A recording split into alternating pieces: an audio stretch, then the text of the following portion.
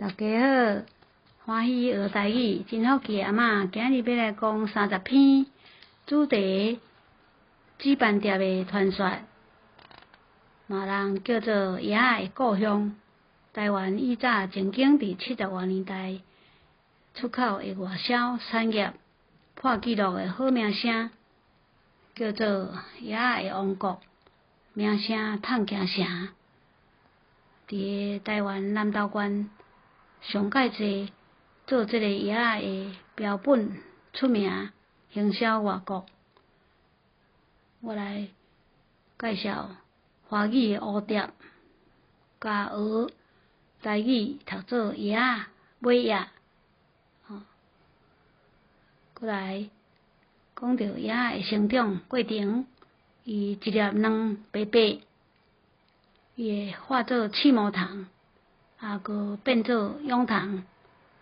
佮化做成虫，就开始孵出两边的实骨出来，就开始学飞啊。伊讲的叫做比较深色的咖啡的，母的有较浅色。上界新出版的《煮饭店的传说》这本册是由南部廖金山老师创作的，图案是林家栋画家画，由交通部观光局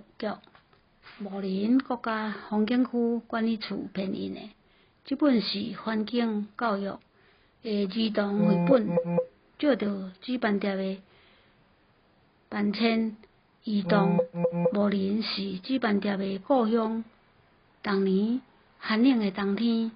有无计基数上万的煮饭店，拢会迁去这个小小的部落，度过因的寒冷冬天。伫遐有通食，阁有山影、荔枝园、龙井园，因拢食迄个花蜜，因就开始巴肚饱，卖生炭，伫即个所在，因感觉足温暖的。有一个家族，因会写出因的光彩的光芒，秘伫遐，感觉真温暖。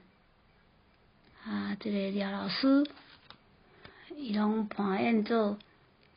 志工的精神，伫咧保护因，伫咧观察因，互因的种子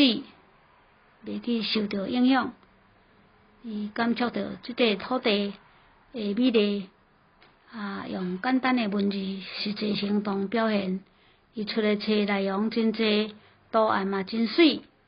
大家会使参考。大细的好朋友，会使利用这本册，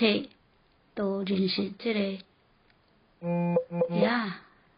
的成长。伫咧3月清明遐，伊就开始要搁刷去，由南部要刷去北部啊。伫咧清明即几天，伫咧云林县罗内乡出口步道遐，做管制，讲到遮，甲大家说多谢努力。